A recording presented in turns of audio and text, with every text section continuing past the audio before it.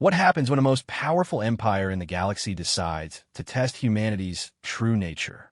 They don't send armies or diplomats. Instead, they send their most precious treasure, a dying princess, disguised as worthless cargo, straight into the hands of a simple human farmer.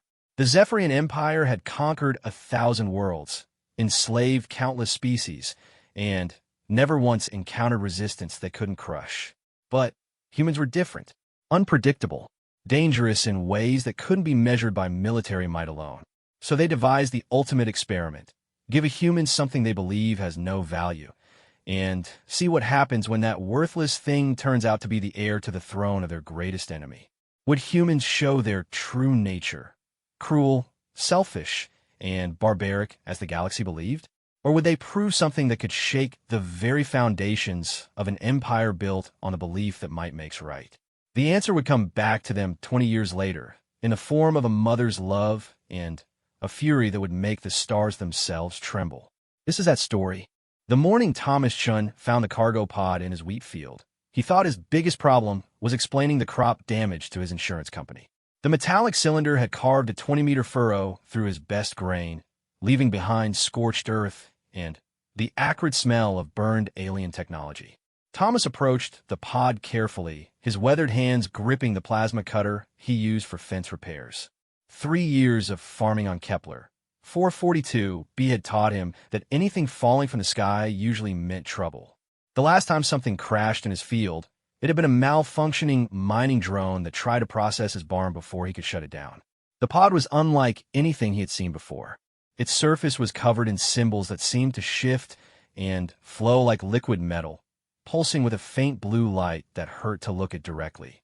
A crack ran along one side, wide enough for Thomas to peer inside. What he saw made him drop his plasma cutter. A child lay curled inside, no more than 7 or 8 years old by human standards. Her skin was pale blue, almost translucent, with darker blue markings that formed intricate patterns across her arms and face. Her breathing was shallow, labored, and when Thomas touched her forehead, her skin felt cold as winter ice. Jesus Christ, Thomas muttered, forgetting his usual caution around alien tech. He reached into the pod and carefully lifted the girl out. She weighed almost nothing, and her clothes, if the strange, form-fitting material could be called clothes, were soaked with some kind of clear fluid that smelled like ozone and dying flowers. The girl's eyes fluttered open as Thomas carried her toward his farmhouse. They were the color of deep space, black with points of silver light that moved like distant stars. When she tried to speak, only a weak whistle emerged from her lips, followed by a trickle of the same clear fluid he had seen in the pod.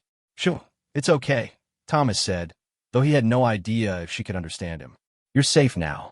His farmhouse was modest but comfortable, built from local stone and timber with solar collectors dotting the roof. Thomas laid the girl on his couch and grabbed every blanket he could find, though he suspected warmth might not be what she needed. Her alien physiology was completely unknown to him. Thomas activated his communication console and tried to contact the planetary authorities, but static filled the channels. Whatever had delivered the child to his field was also jamming local communications. He was on his own. The girl's condition worsened as the day wore on. Her breathing became more irregular, and the silver lights in her eyes began to dim. Thomas found himself talking to her constantly, telling her about his farm, his late wife, Sarah, the way the double sunset looked from his front porch. He had no idea if she understood, but something in her expression suggested she was listening. By evening, Thomas had made a decision that would have horrified the colonial authorities. He opened his medical kit and found the emergency nanomedical injector Sarah had insisted they keep on hand. It was designed for human physiology, but the girl was dying, and doing nothing felt worse than the risk of making things worse. "I don't know if this will help," Thomas said, holding the injector against her arm. "But my Sarah always said that sitting around watching someone suffer isn't really living." The nanomedics went to work immediately, their microscopic forms adapting to her alien biology in ways that should have been impossible.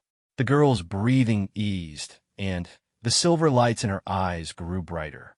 When she looked at Thomas, he saw something that transcended species, gratitude. Over the following weeks, the girl recovered slowly. Thomas learned her name was Zara, though she could only whisper it in a voice like wind chimes. She couldn't eat human food, but she could survive on the nutrient paste Thomas normally used for his hydroponic systems. More importantly, she seemed to understand that Thomas was trying to help her. Thomas rigged up a translator using parts from his farming equipment and the broken pod. The device was crude, but it allowed them to communicate in simple phrases. Zara told him she had been traveling with her family when their ship was attacked. She couldn't remember much else, only darkness and pain and the sensation of falling. "Where is your family?" Thomas asked one evening as they watched the double sunset together. "Gone," Zara whispered through the translator. "All gone." Thomas felt something break inside his chest. He had never had children with Sarah, and here was this alien child who had lost everything. Without really thinking about it, he made another decision that would change both their lives. "You can stay here," he said, "as long as you need to." Zara looked at him with those star-filled eyes, and Thomas saw Sarah's face in his memory, smiling with the same gentle approval she had always shown when he did something kind. The weeks turned to months, and the months to years. Thomas taught Zara to speak English properly, helped her understand human customs, and slowly introduced her to the other farmers in the region. He told them she was an orphan from one of the outer colonies, and the story was accepted without question. Frontier communities had learned not to ask too many questions about where people came from. Zara proved to be an exceptional student. She absorbed information like a sponge, learning not just language but mathematics, science, and farming techniques. Thomas often found her studying his technical manuals by lamplight, her alien features intense with concentration.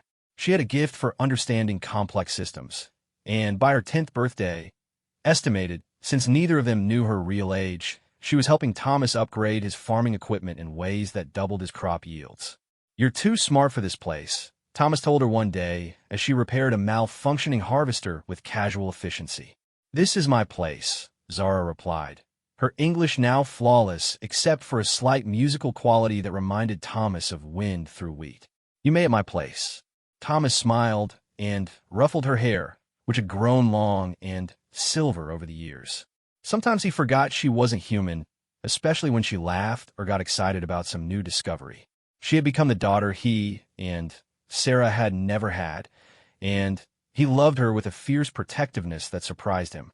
But late at night, when Zara was asleep and Thomas sat on his porch watching the stars, he wondered about her real family. Somewhere out there, people might be looking for her. People who had a greater claim to her than a simple farmer who had found her broken and dying in his field. Thomas pushed these thoughts away. Zara was happy, healthy, and safe. Whatever had brought her to his farm, whatever forces had tried to kill her, they hadn't found her yet. As long as Thomas was alive, he would make sure they never did.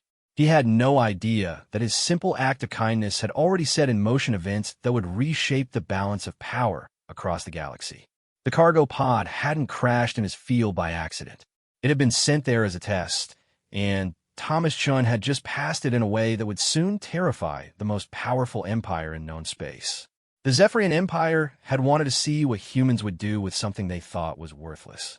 They were about to discover that humans had a dangerous tendency to cherish the things others threw away, and that their capacity for love could be far more destructive than their capacity for war.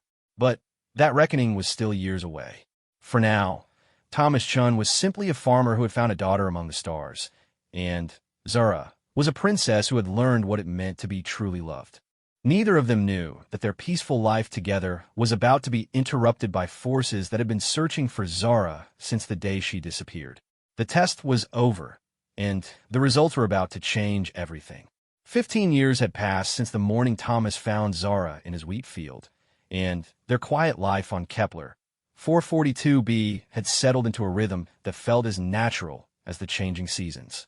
Zara had grown into a remarkable young woman, her alien features softened by years of genuine happiness, but her intelligence sharper than ever. At 23 by their best estimate, she could repair anything from quantum processors to weather control systems, and her innovations had turned Thomas's modest farm into one of the most productive in the sector. But on this particular morning, as Zara calibrated the new atmosphere processor she had designed, something felt different. The sky above their farm shimmered with an unusual aurora, and the quantum field detectors Thomas used to predict weather patterns were registering massive disturbances in space-time. "Dad, you should see these readings," Zara called from her workshop, using the title that had become natural over the years. She had never known her biological father, and Thomas had never asked her to call him anything else. Thomas walked into the converted barn, where Zara did her most complex work. The space was filled with equipment that would have impressed engineers at the Colonial Science Institute, most of it built by Zara herself from salvaged components and her own brilliant innovations. Holographic displays showed swirling patterns of energy that made Thomas's head hurt to look at. "What am I looking at?" Thomas asked, settling into the chair Zara kept for him beside her main workstation. "Something big is coming through hyperspace," Zara said, her musical voice tight with concern. The displacement readings suggest a fleet-sized formation, maybe 50 ships or more. They're still 3 days out, but they're not using standard human navigation protocols. Thomas felt a cold knot form in his stomach. "Pirates? No, this is too organized for pirates. The energy signatures are wrong, too." Zara paused, her star-filled eyes distant with calculation. "Dad, I think these might be the people who try to kill me." The words hung in the air between them like a death sentence. Thomas had always known this day might come, but 15 years of peaceful farming had made it feel like a distant nightmare rather than an inevitable reality. "We could run," Thomas said quietly. "Pack up tonight and take the transport to the colonial capital." Zara looked at him with an expression he had never seen before, ancient, regal, and utterly determined. For a moment, she didn't look like the daughter he had raised, but like something far more dangerous. "No," she said, "I'm done running." Over the next 3 days, Zara worked with an intensity that worried Thomas. She barely ate or slept, instead throwing herself into preparations that seemed to involve every piece of technology on their farm.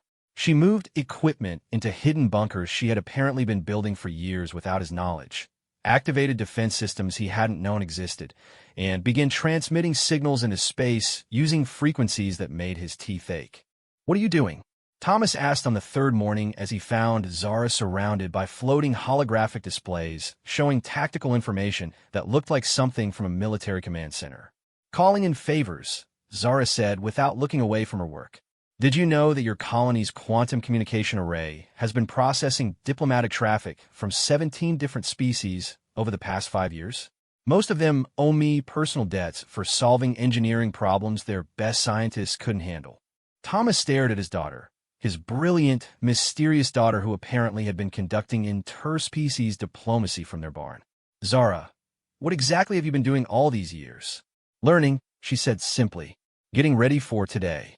The alien fleet arrived exactly when Zara's calculations predicted, dropping out of hyperspace in perfect formation above Kepler, 442b's northern continent. Thomas watched through Zara's enhanced sensors as massive warships took position around their planet, their hulls covered in the same flowing symbols he remembered from the cargo pod that had brought Zara to him. The lead ship was enormous, easily 10 times larger than anything in the human colonial fleet. Its hull was decorated with intricate patterns that pulsed with blue light, and sensor arrays that looked more like organic growths than technology extended from its surface like the tentacles of some cosmic jellyfish. "That's the Imperial flagship Sovereign Harmony," Zara said, her voice steady despite the magnitude of the threat above them. "The ship that destroyed my family's vessel and tried to kill me." Thomas felt rage build in his chest, pure, protective fury at the thought of anyone hurting his daughter. "Why do they do it?" "Politics," Zara said with bitter humor. "My father was Prince Kael'tar of the 4th Dynasty, heir to the Zephyrian throne. But he fell in love with my mother, who was from a conquered species the Empire considered inferior. When they had me, it created a succession crisis. The regent couldn't risk a half-breed heir to the throne, so he arranged for our ship to be attacked by pirates during what was supposed to be a diplomatic mission. So you're Princess Zaraketh of the 4th Dynasty, rightful heir to the Zephyrian Empire." Zara's expression hardened. "Though I prefer the name you gave me." Before Thomas could respond, every communication device on their farm activated simultaneously. A voice like grinding metal spoke in accented English, clearly using a translation matrix. Human settlement. You harbor stolen Imperial property. Surrender the criminal Zaraketh immediately, and your deaths will be swift. Thomas started toward the communication console, but Zara caught his arm. Her grip was surprisingly strong, and her eyes blazed with silver fire. "Let me," she said. Zara activated the main transmitter and spoke in a language Thomas had never heard before. Flowing, musical syllables that somehow conveyed both beauty and terrible threat. The alien voice responded in the same language, and what followed was clearly an argument that grew more heated by the second. Finally, Zara switched back to English, her voice carrying across all frequencies with crystal clarity. "This is Zaraketh, daughter of Prince Kael'tar and Princess Lyrasin, rightful heir to the Zephyrian throne. You murder my family and try to kill me, but you failed. I have spent 15 years learning about humans, and I have discovered something that should terrify you. They don't abandon their children, even when those children aren't theirs by blood. They don't sacrifice family for political convenience. And when you threaten their children, they become something you cannot understand or defeat." The alien voice spoke again, harsh with dismissive laughter. "You are one damaged child protected by one primitive human on a backwater world. What could you possibly do to threaten the Empire?" Zara smiled, and Thomas saw something in that expression that made him proud and terrified in equal measure. "I'm not alone," she said. That's when the second fleet arrived. The ships that dropped out of hyperspace around Kepler 442b were unlike anything Thomas had ever seen. Some were clearly human vessels, but others belonged to species he couldn't identify, graceful craft that moved like living things, brutal angular ships that looked like they were designed for nothing but war, and stranger vessels that seemed to exist in more dimensions than space should allow. 73 ships in total, according to Zara's sensors, all of them broadcasting the same message on all frequencies. "This is Admiral Sarek Chunvaldez of the Free Human Fleet, speaking for the Alliance of Independent Worlds. The person you seek is under our protection. Withdraw immediately or face the consequences." Thomas stared at the displays, showing the massive fleet arrayed above their planet. "Chunvaldez, your cousin's daughter," Zara said with a small smile. "She's quite impressive. Did you know she was the one who negotiated the peace treaty between humans and the Andromedans? I may have provided some technical assistance with their quantum communication problems." "How many people do you know?" Thomas asked weakly. "Enough," Zara said. "I told you I was learning." The Imperial fleet found itself outnumbered and outgunned, but more importantly, they found themselves facing something they had never encountered before, a coalition of species united not by conquest or fear, but by shared respect for a human farmer who had shown kindness to a dying alien child. The standoff lasted for hours, with tense negotiations conducted through diplomatic channels Zara had apparently been building for years. Thomas listened to fragments of conversation between species he had only read about in colonial databases, all of them discussing his daughter as if she were head of state rather than the girl who helped him harvest wheat every fall. Finally, the Imperial commander made a decision that would haunt the Zephyrian Empire for generations to come. Rather than face a battle they couldn't win, they chose to retreat, but not before delivering one final message. "This is not over, Princess. The Empire has a long memory, and you cannot hide behind your human pets forever." Zara's response was soft, almost gentle, but it carried the weight of absolute certainty. "I'm not hiding anymore. And they're not my pets, they're my family. When you threaten family, humans don't just fight back. They make sure the threat never returns." As the Imperial fleet jumped back into hyperspace, Thomas realized that his quiet life as a farmer was officially over. His daughter had just declared war on the most powerful empire in the galaxy, and somehow she had the backing to make it stick.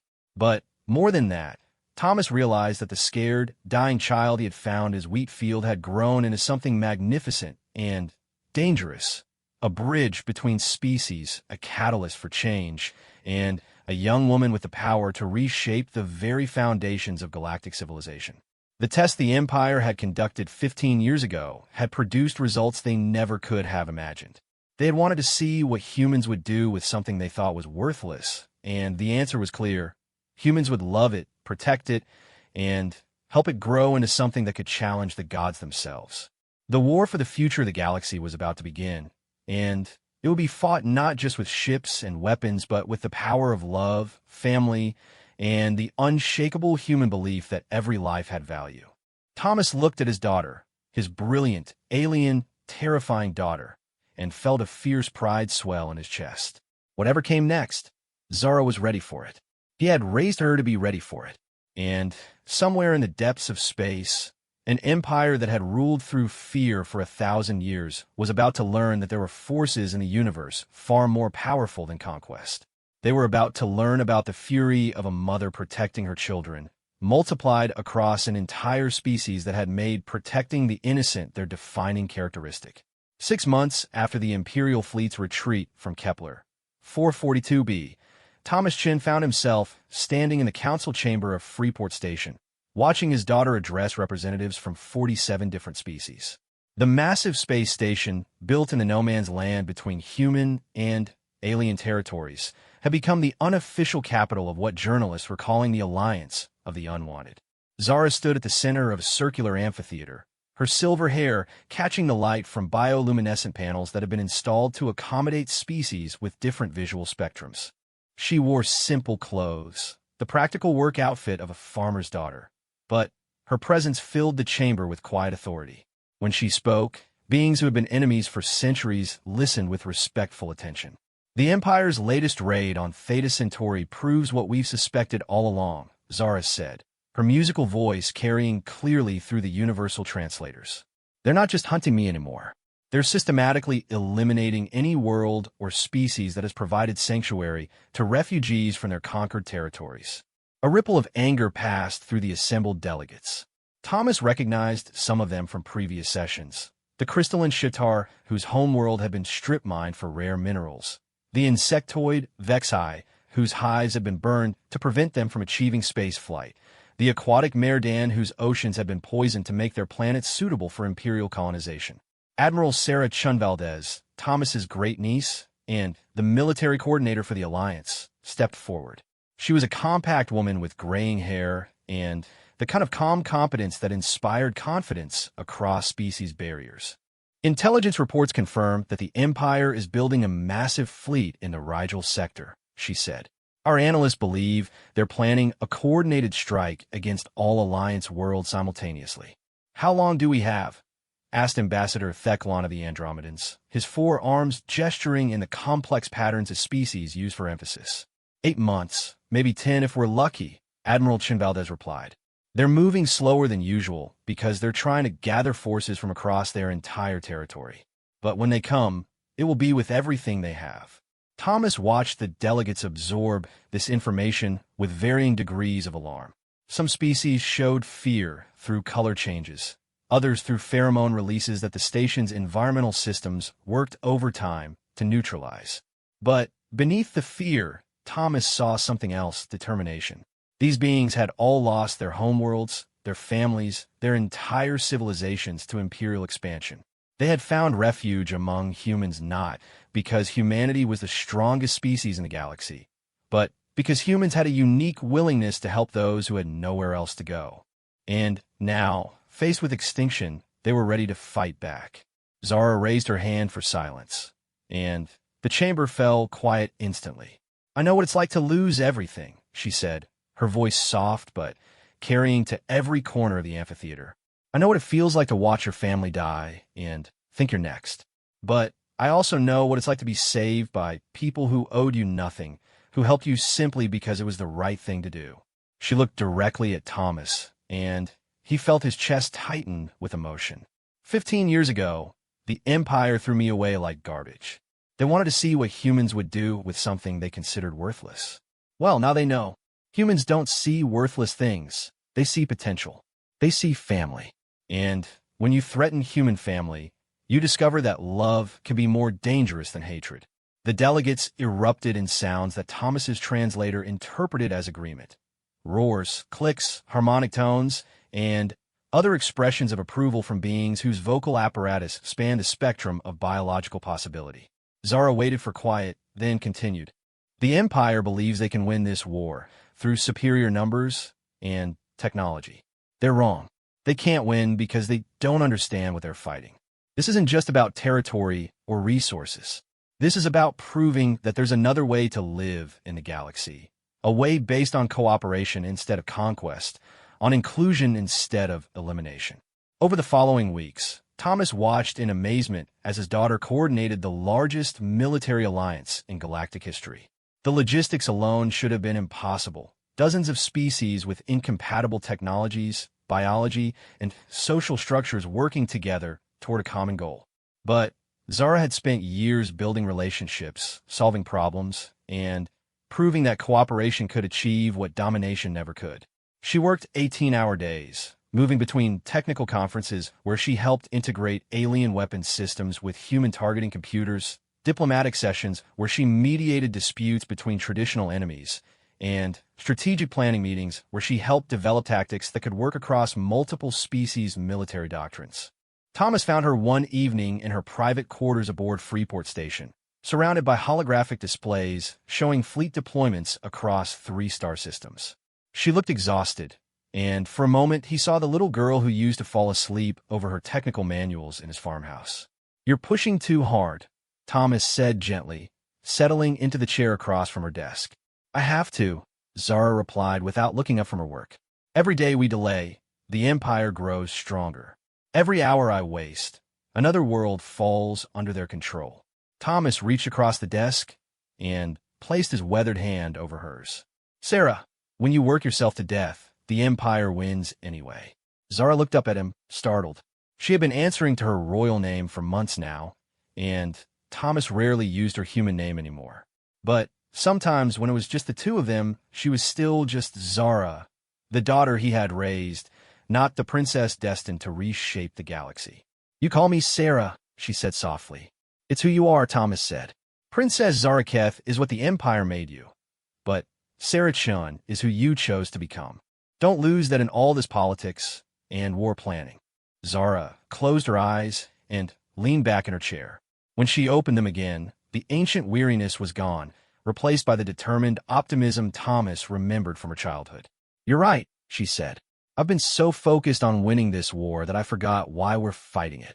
Which is to build a galaxy where what happened to me never happens to anyone else. Where children don't have to grow up as refugees because adults can't stop fighting over power and territory." Thomas smiled. "There's my daughter."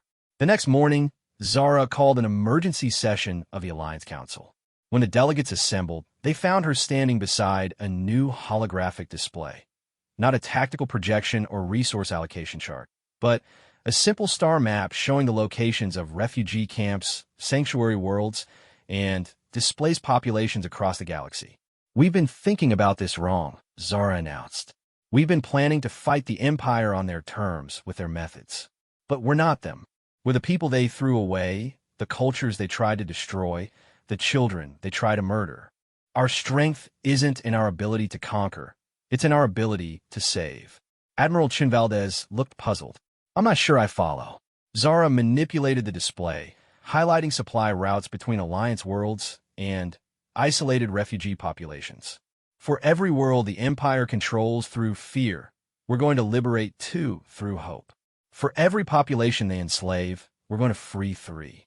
We're not going to beat them by destroying their fleets. We're going to beat them by showing their subjects that there's another way to live." The chamber fell silent as the implications sank in. What Zara was proposing wasn't just a military strategy. It was a complete transformation of galactic civilization. "The logistics would be enormous," said Ambassador Theclon. "Rescuing populations from Imperial worlds, providing sanctuary for refugees, integrating dozens of species into a sustainable alliance." "But possible," Zara said. "I've run the calculations. We have the resources, the technology, and, most importantly, the will. The question is, are we brave enough to try building something instead of just tearing something down?" The vote was unanimous. Over the next several months, the Alliance transformed from a military coalition into something unprecedented in galactic history, a functional multi-species civilization based on voluntary cooperation.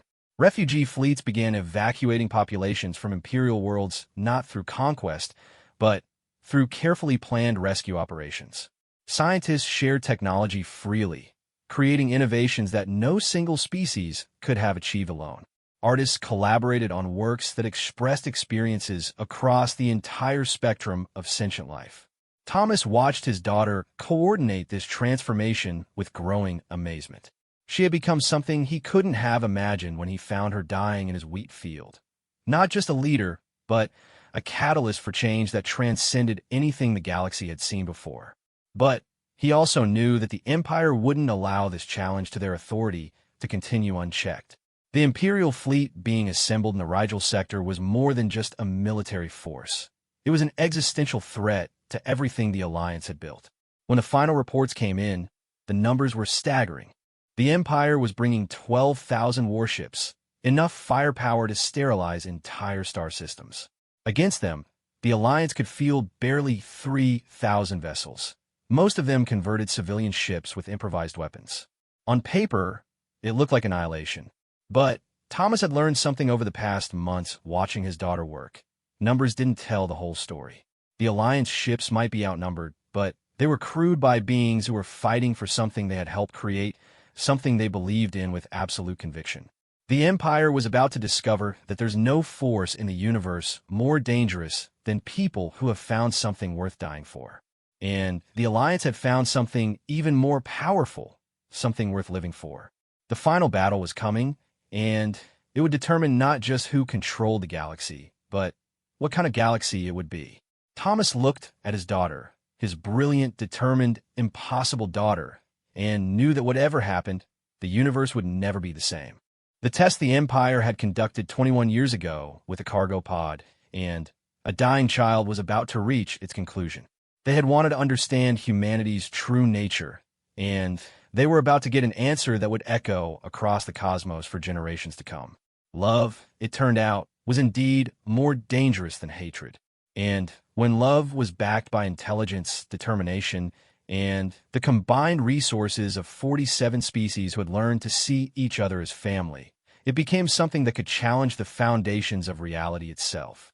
The Imperial fleet arrived at the edge of Alliance space like a plague of metal locusts, 12,000 warships in perfect formation, their hulls bristling with weapons that could crack planets. Thomas watched from the bridge of the Alliance flagship Second Chance. A name Zara had chosen to honor the opportunity humanity had given her, as sensor displays showed the overwhelming force arrayed against them. Regent Vorthe K, the architect of Zara's attempted murder 21 years ago, had come to finish what he started. His flagship, the Absolute Authority, was a monument to imperial power, 5 kilometers of weaponized hatred designed to demonstrate the futility of resistance. All Alliance ships, this is Admiral Chenvaldez, came the crisp voice over the communication channels. Take your positions, and remember what we're fighting for. Today we don't just defend our worlds, we defend the right of every sentient being to choose their own destiny. Zara stood beside Thomas on the observation deck, her hands resting on the shoulders of 2 children, refugees from the most recent Imperial raids who had insisted on staying aboard rather than being evacuated. At 28, she had become something unprecedented in galactic history, a warrior philosopher who fought not for conquest, but for the radical idea that the universe could be better than it was. Scared, Thomas asked quietly. Terrified, Zara admitted, her musical voice steady despite her words. But not of dying. I'm scared of failing these children, of letting the galaxy slip back into the darkness the Empire represents. The Imperial fleet began their advance, moving with a mechanical precision that had conquered 1,000 worlds. But as they approached, something unexpected happened. The Alliance fleet didn't retreat to defensive positions or attempt to match the Empire's formation. Instead, they scattered like seeds on the wind, each ship group moving to predetermined coordinates that seemed random, but followed a pattern only Zara understood. What are they doing? Demanded Regent Vorthike from his command throne, watching the tactical displays with growing confusion. His voice, transmitted on open channels as a psychological warfare tactic, carried the weight of absolute authority that had never known true challenge. They're implementing Doctrine 7, Zara said, activating the general communication system. Her voice reached every ship in both fleets, carried by quantum transmitters that made jamming impossible. Hello, Uncle. It's been a long time. The silence that followed was pregnant with the weight of history. When Vorth AK finally responded, his voice carried a fury that had been building for 2 decades. Princess Zaraketh, or do you prefer your human pet name now? It matters little. Today, your defiance ends, along with the pathetic coalition you've built from the galaxy's refuse. I prefer Sarah, Zara said calmly. Sarah-chun. And these aren't pets, Uncle, they're family. Something you never understood.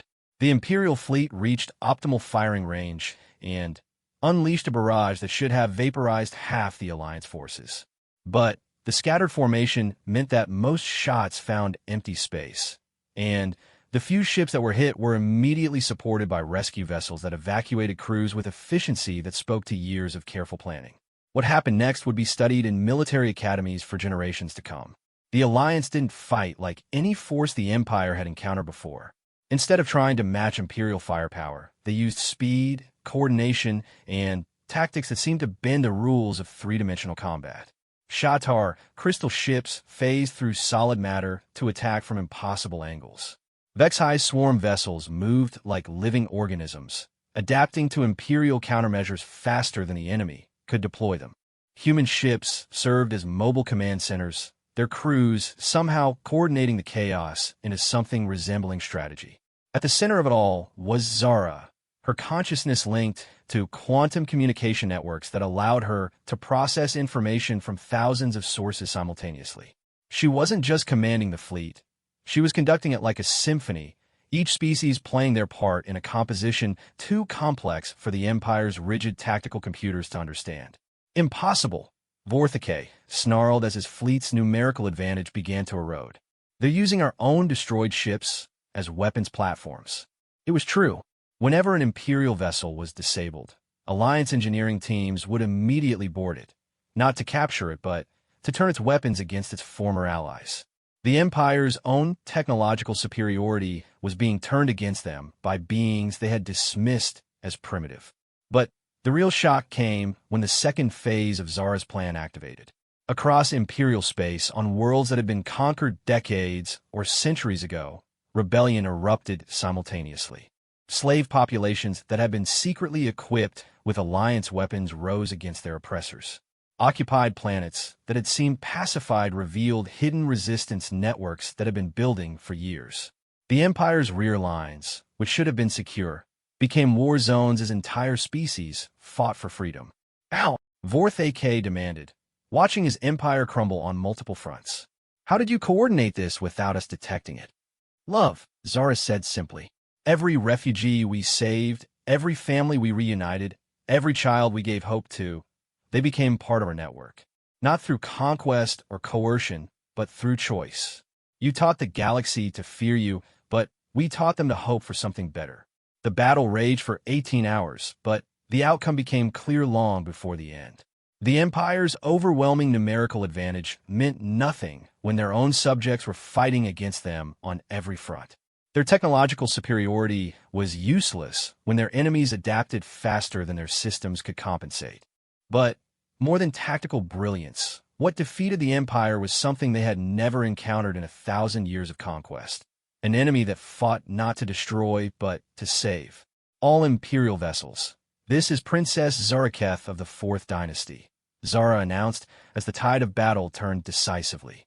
I invoke the ancient right of challenge under Imperial law. I call for single combat against Regent Vorth AK to determine the fate of this conflict. The pronouncement sent shock waves through both fleets. The right of challenge was an ancient tradition, supposedly abolished centuries ago, but technically still part of Imperial law. If invoked by a member of the royal bloodline, it superseded all other authorities. Impossible, Vortak snarlet. You are in exile, a traitor, a mongrel half-breed with no legitimate claim to anything. I'm the daughter of Prince Kael'tar, rightful heir to the throne you usurped through murder, Zara replied, her voice carrying the authority of absolute certainty. Face me in single combat, or be forever marked as the coward who destroyed the Empire through his own fear. Thomas felt his blood freeze. Sada, no. You can't. I can, Zara said, her hand finding his. And I must. This ends with us, Dad. It ends with family. The single combat took place on a neutral station in the no-man's land between the two fleets. Vorth AK was a veteran warrior, enhanced with the finest Imperial cybernetics and armed with weapons that could cut through starship hulls. Zara carried only the simple plasma cutter Thomas had taught her to use for farm repairs, modified with techniques she had learned from a dozen different species. But the real battle wasn't fought with weapons. It was fought with words, with the power of ideas that could reshape the foundations of civilization. You think you've won, Vorthake sneered as they circled each other in the combat arena. But you're still just a damaged child playing at being royalty. When I kill you, your pathetic alliance will crumble, and order will be restored. You're right about one thing, Zara said calmly. I am damaged. 21 years ago, you tried to kill me, and you succeeded in destroying the innocent child I might have been. But what you created instead was something far more dangerous. A daughter raised by humans who learned that love is stronger than fear, that cooperation is more powerful than conquest. They fought with the fury of generational conflict, but also with the precision of philosophical debate. Every blow Vorthake landed was countered not just by Zara's skill, but by her absolute conviction that the universe could be better than what the Empire had made it. The end came suddenly. Vorthake, driven by fury at his inability to defeat a mere child, overextended in a killing blow that left him vulnerable. Zara's plasma cutter found its mark, and the architect of galactic oppression fell not to superior weapons, but to superior purpose. It's over, Zara announced, her voice reaching every ship in both fleets. By right of combat and blood, I claim the Zephyrian throne. But I don't claim it to rule, I claim it to liberate. The age of conquest is ending. The age of cooperation begins now. What followed would reshape galactic civilization more thoroughly than any war in history.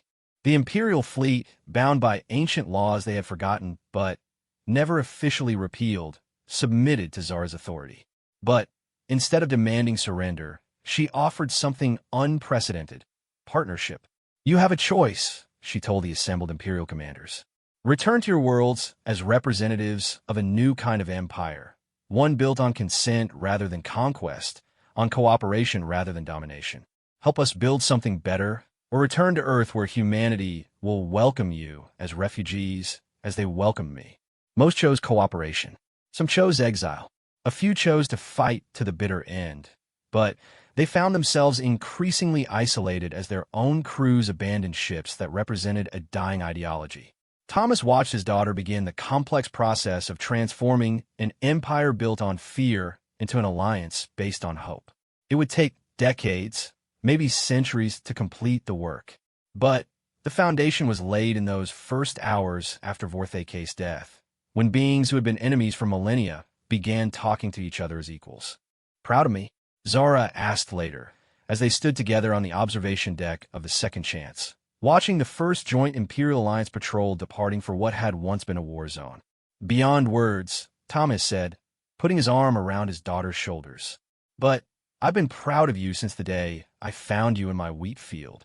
Zara leaned against him, and for a moment she was just Sarah Chun again, the little girl who had helped him harvest wheat and fix broken equipment, who had grown into a woman capable of healing a galaxy. What happens now? Thomas asked. Now we build, Zara said. We take every broken world, every displaced population, every child who's lost their family, and we give them what you gave me, a chance to become something better than what they were born to be. Thomas looked out at the stars, where ships from dozens of species were already beginning the work of reconstruction. The test the Empire had conducted with a cargo pod, and a dying child had reached its conclusion, and the results would echo across the cosmos for generations. They had wanted to see what humans would do with something they considered worthless. The answer was simple. Humans would love it, protect it, and help it grow into something that could save the galaxy itself. The age of empires was ending. The age of family was just beginning. And at the center of it all was a farmer's daughter who had learned that the most powerful force in the universe wasn't conquest or technology or ancient bloodlines. It was the simple human conviction that every life had value, that every being deserved a chance to choose their own destiny, and that love, properly applied, could indeed move stars. 25 years had passed since the Battle of Three Suns, and Thomas Chin stood in the memorial garden on New Harmony, the capital world of what had become known as the Cooperative Commonwealth. At 87, his hair was white as winter snow, but his eyes were still sharp with the practical wisdom that had once guided a simple farmer through the complexities of raising an alien princess.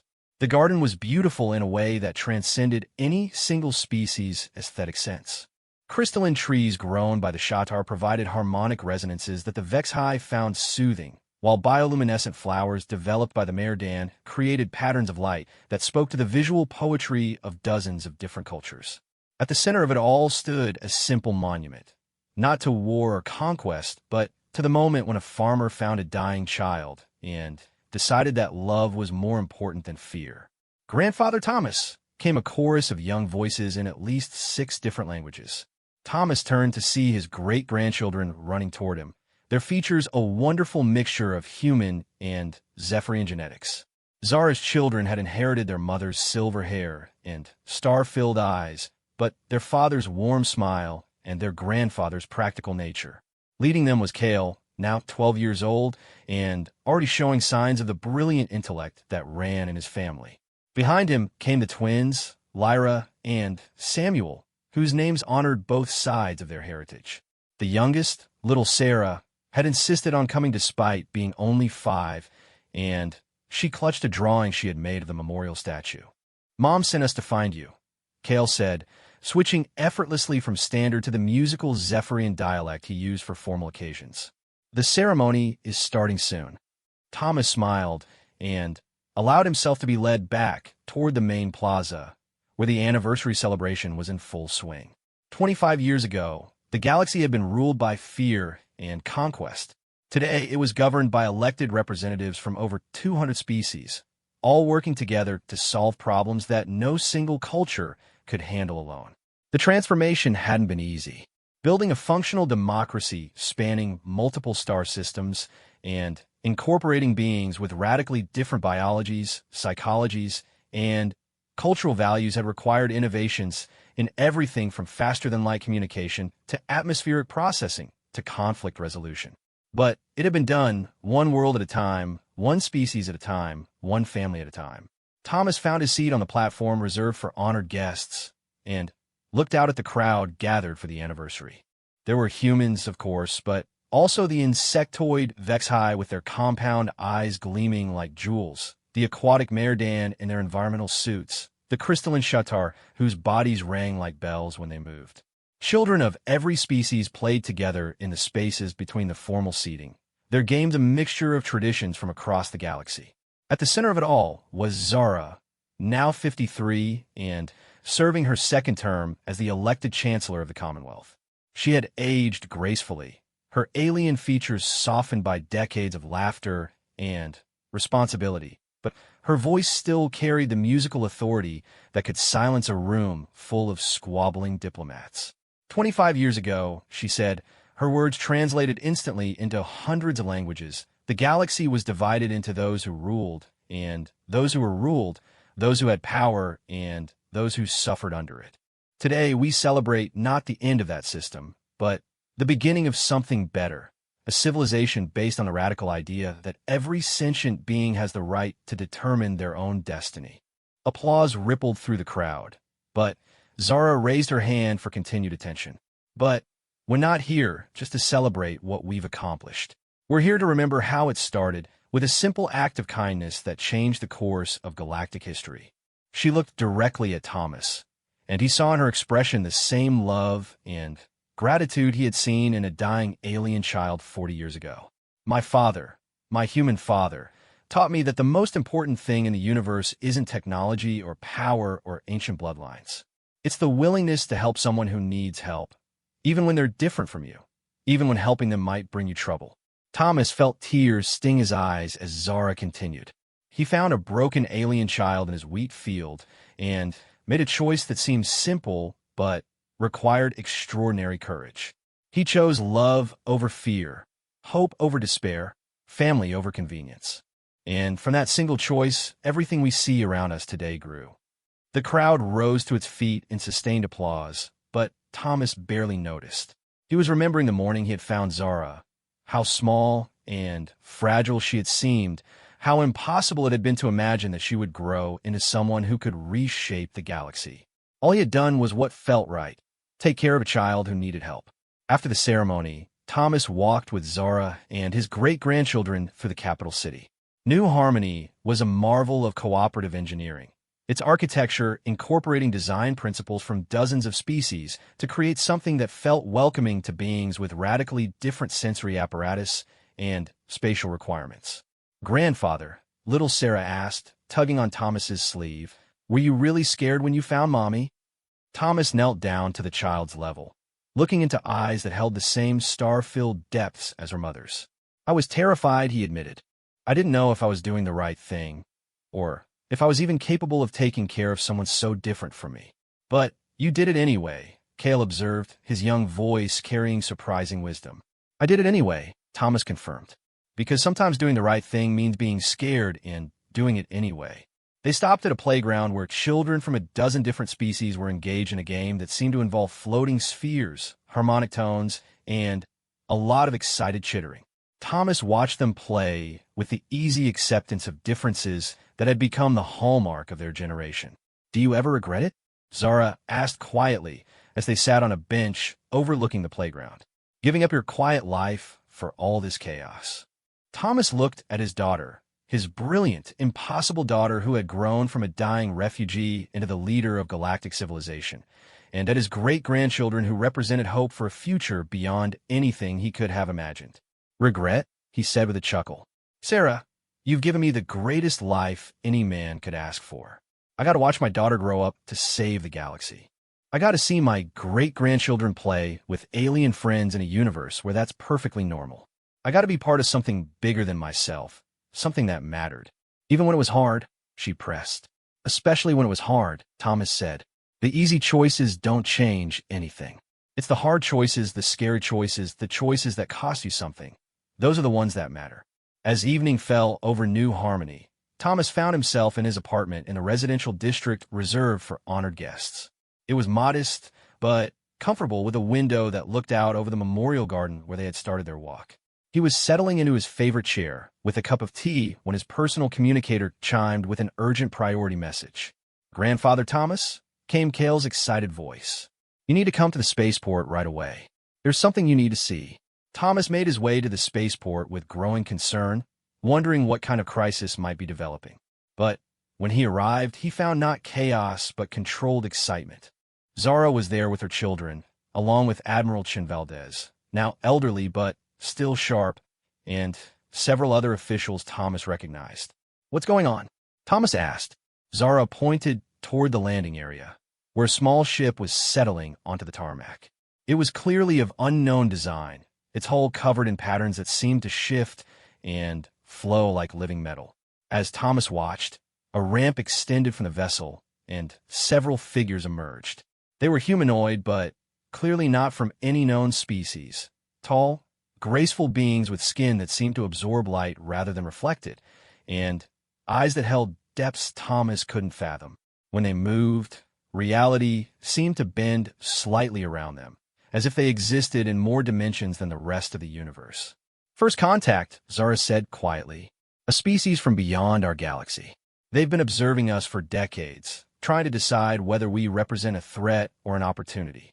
The lead figure approached them, and when it spoke, its voice seemed to come from everywhere at once, translated into perfect English by technology beyond anything Thomas had seen. "We are the Eternal Wanderers, and we have come because we have heard of your Commonwealth. For millions of years, we have searched the cosmos for a civilization that could prove that intelligence and wisdom could coexist with compassion and growth. Most species disappoint us. They achieve technological mastery, but remain trapped by fear, greed, and the need to dominate." The being looked directly at Thomas, and he felt as if his entire life was being evaluated in an instant. "But your Commonwealth is different. You have achieved something we thought impossible, a true cooperative civilization spanning multiple species and star systems, bound together not by conquest but by choice. We wish to learn how this was accomplished." Zara stepped forward, her diplomatic training taking over. "The Commonwealth welcomes contact with your people. We're always eager to learn from new perspectives and share what we've discovered about cooperative governance. We are particularly interested, the being continued, in the foundational event that sparked your civilization's transformation. Our records indicate it began with a single human making a choice to help an alien child, despite having no obligation to do so and considerable reason to fear the consequences. Thomas felt every eye in the spaceport turn toward him. "I just did what felt right," he said, feeling suddenly very old and very ordinary in the presence of beings who might have witnessed the birth of galaxies. "Yes," the Wanderers said, and Thomas thought he detected something like satisfaction in its alien voice. "You acted from love rather than calculation, from hope rather than fear. This is exceedingly rare in our experience." The being reached into what might have been a pocket or might have been a fold in space itself, and withdrew a small object that gleamed like captured starlight. "We would like to offer the Commonwealth membership in the Transcendent Alliance, a coalition of civilizations from across the universe that have achieved what you have achieved. But first, we would like to honor the individual whose simple choice made it all possible." The object in the Wanderer's hand transformed into something Thomas recognized. A simple farming tool, like the plasma cutter he had carried the day he found Zara, but made from materials that seemed to exist outside normal physical laws. "This is a seed of transcendence," the being explained. "It represents the potential for growth, for nurturing life where others see only barren ground." It seemed appropriate. Thomas accepted the gift with hands that trembled slightly, not from age, but from the weight of what was being offered. As his fingers closed around it, he felt a warmth that spoke of possibilities beyond imagination, of gardens that could grow between stars, of life taking root in the void itself, of love spreading across cosmic distances to touch civilizations not yet born. "Thank you," Thomas said simply, because what else could you say when beings from beyond the galaxy traveled countless light years to honor a choice you made in a wheat field 40 years ago? As the Wanderers departed, promising to return for formal negotiations, Thomas found himself surrounded by his family. Zara hugged him tightly, and his great-grandchildren peppered him with excited questions about the aliens and the gift and what it all meant. "What does it mean, grandfather?" little Sarah asked, her star-filled eyes wide with wonder. Thomas looked down at the seed in his hands, then out at the galaxy that had been transformed by a single choice to love instead of fear. He thought about the path that had led from a dying alien child in a wheat field to first contact with beings from beyond the known universe. "It means," Thomas said slowly, "that sometimes the smallest acts of kindness can have the biggest consequences. It means that when you choose to help someone, even when it's scary or difficult or costs you something, you're planting seeds that might grow in ways you can't imagine." He looked at each of his great-grandchildren in turn, seeing in their faces the future of a galaxy where such choices had become not just possible, but natural. "And it means," he continued, "that the most important thing any of us can do is to remember that every person, human or alien, powerful or powerless, familiar or strange, is someone's child, someone worth saving, someone worth loving." As they walked home through the streets of New Harmony, past buildings where former enemies worked together to solve problems that span star systems, past playgrounds where children from dozens of species learned that differences were something to celebrate rather than fear, Thomas reflected on the journey that had brought them here. 40 years ago, the Zephyr Empire had thrown away what they considered a worthless alien child, expecting nothing more than to observe how humans dealt with unwanted cargo. They had received an answer that changed the fundamental structure of galactic civilization. Humans didn't see cargo, they saw a daughter. They didn't see a burden, they saw a blessing. They didn't see something to be discarded, they saw something to be cherished. The test had revealed not weakness, but strength, not primitiveness, but wisdom, not barbarity, but a capacity for love that could transform the cosmos itself. And now, as representatives from beyond the galaxy offered membership in alliances that spanned the universe, that simple truth continued to ripple outward, touching civilizations yet to be born and carrying the message that Thomas had learned in his wheat field so many years ago. Every life has value. Every being deserves a chance. And love, properly applied, can indeed move stars. Thomas Chun, farmer turned grandfather to the galaxy, smiled as he walked home under alien constellations, carrying in his hands a seed that represented infinite possibility and, in his heart, the quiet satisfaction of a job well done. The universe was vast and strange and full of wonders, but it was also increasingly full of love. And that made all the difference.